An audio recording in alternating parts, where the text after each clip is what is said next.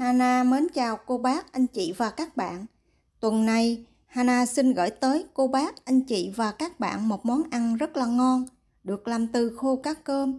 Đó là khô cá cơm rim mè. Món này Hana thấy ăn cơm, ăn cháo hoặc là ăn vặt hàng ngày cũng rất là ngon. Nếu thích, xin mời cô bác, anh chị và các bạn cùng vào bếp. Nguyên liệu không thể thiếu trong món ăn này là khô cá cơm. Đây là loại khô Hana thường hay mua và sử dụng. Mình sẽ cho vào thau 150g. Chế nước ấm vào cho ngập cá và ngâm khoảng 15 phút. Nếu cô bác, anh chị và các bạn sử dụng loại cá khác với Hana thì mình nhớ lấy thử một ít và ngâm để điều chỉnh thời gian ngâm cho hợp lý. Vì Hana không biết loại cá đó ngâm lâu có bị nát không. Thỉnh thoảng cô bác, anh chị và các bạn nhớ đảo điêu cá lên để cho cá mềm đều. Sau 15 phút thì mình sẽ đem cá đi rửa thật sạch với nước.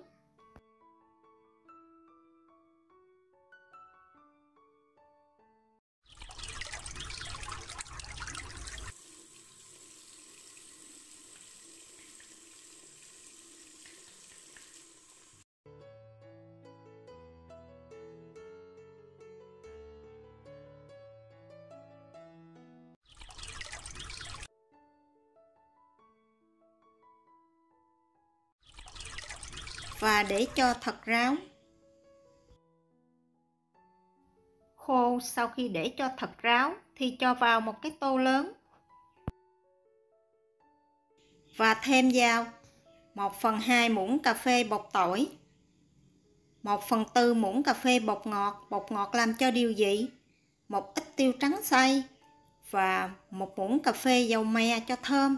Mình sẽ trộn đều lên và để khoảng 15 phút cho cá thấm.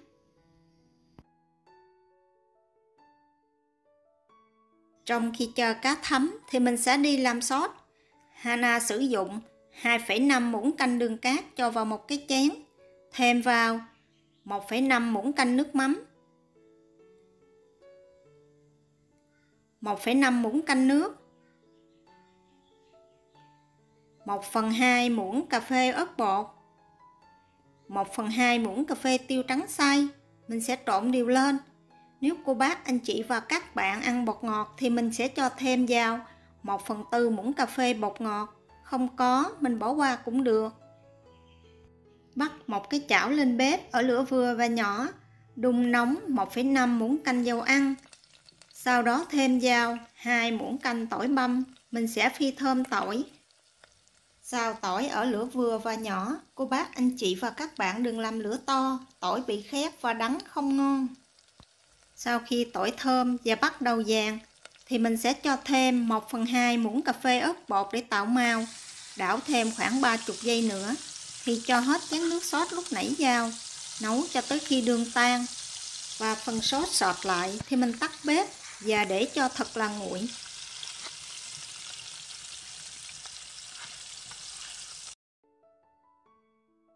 Trong khi chờ phần sốt nguội thì mình sẽ đi chiên cá. Hana ướp vào cá 5 muỗng canh bột mì đa dụng hoặc là bột mì số 11, 2 muỗng canh tinh bột bắp. Mình sẽ đeo bao tay và trộn đều phần hỗn hợp này lên, cho cá áo đều bột.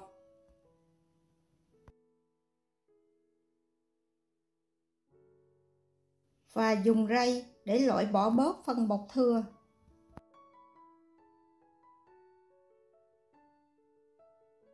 Để chiên cá, Hana sử dụng một cái nồi nhỏ.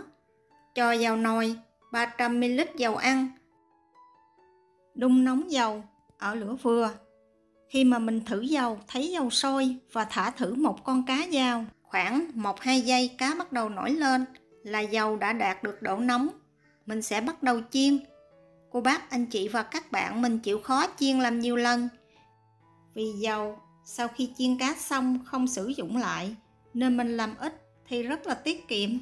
Cho từ từ một ít cá vào. Cô bác, anh chị và các bạn nhớ dùng tay rải đều cá ra. Mình đừng thả xuống một lần. Mình sẽ đảo đều và chiên ngập dầu khoảng 5 phút. Hoặc là cho tới khi cá giòn theo ý muốn thì mình sẽ vớt ra và để cho ráo dầu.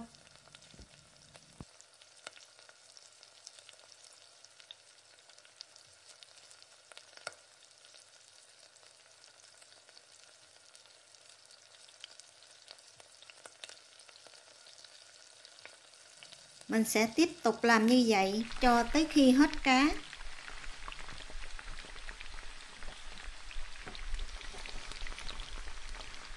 Cá sau khi chiên xong, cô bác, anh chị và các bạn cũng nhớ để cho thật là nguội. Nếu mà mình để nóng, mình trộn sốt vào thì phần cá này bị ỉu và không được giòn lâu. Trước khi trộn cá vào phần nước sốt thì cô bác, anh chị và các bạn mình cho thêm vào sốt 2 muỗng cà phê nước cốt chanh và trộn đều lên.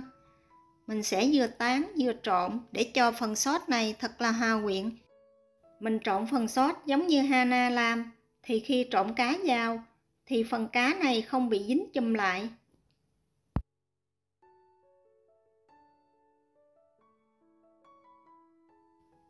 Mình sẽ dùng đũa để trộn đều cá cho tới khi phần cá này áo đều hết phần nước sốt.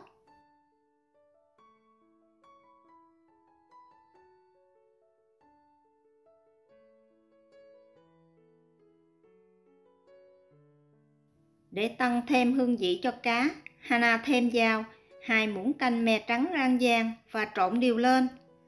Mè cũng giúp cho cá không bị dính lại với nhau. Khô cá cơm rim mè, cô bác, anh chị và các bạn có thể ăn với cơm, với cháo hoặc là dùng làm món ăn vặt. Hana cũng thấy rất là ngon. Hy vọng cô bác, anh chị và các bạn sẽ thích những gì Hana chia sẻ. Nếu thích, nhớ đăng ký ủng hộ kênh của Hana nhé. Hana cảm ơn. Mỗi tuần, Hana chia sẻ món ăn vào thứ Ba và thứ Sáu. Cô bác, anh chị và các bạn nhớ xem ủng hộ Hana nha. Cảm ơn cô bác, anh chị và các bạn rất nhiều. Hana kính chúc cô bác, anh chị và các bạn nhiều sức khỏe, nhiều niềm vui và nhiều thành công trong cuộc sống. Hana xin chào tạm biệt và hẹn gặp lại vào thứ Ba.